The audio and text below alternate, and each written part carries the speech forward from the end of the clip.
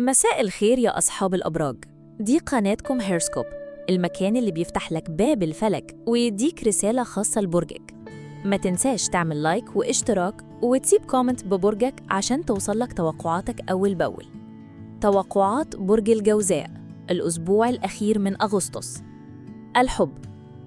يا جوزاء، الأسبوع الأخير من أغسطس بيقولك الحب حواليك، بس أنت محتاج تهدى وتحدد أنت عايز إيه فعلاً.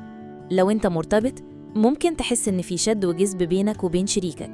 ساعات تحس إن العلاقة عايزة تجديد وحماس، وساعات تانية تحس إنك محتاج مساحة لوحدك. الكواكب بتنصحك إنك توازن. اتكلم مع شريكك عن اللي محتاجه من غير ما تجرحه أو تبين إنك زهقت. أما لو أنت سنجل، الأسبوع ده فيه فرصة لقاء ممتع جدا، يمكن في مكان عام أو وسط تجمع. هيشد انتباهك شخص بيضحكك ويفهم دماغك بسرعة.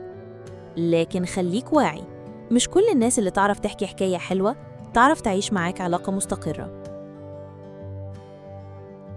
العمل. شغل برج الجوزاء في الأسبوع ده مليان حركة. هتلاقي نفسك بتتعامل مع أكتر من ملف أو مشروع في نفس الوقت. ممكن ده يسبب لك توتر لأنك بتحاول تدي 100% لكل حاجة. بس صدقني، قوتك إنك تعرف توزع طاقتك وتفكر بذكاء. لو في تأخير في تنفيذ خطة أو قرار معلق، استنى لحد آخر الأسبوع، لأن في خبر كويس جاي ليك.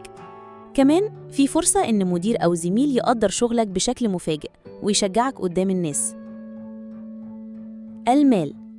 الوضع المالي يا جوياء الأسبوع ده محتاجك تكون حكيم أكتر. يمكن في التزامات كانت مؤجلة وبتظهر دلوقتي، زي فواتير أو أقساط. خليك منظم وما تصرفش في كماليات دلوقتي.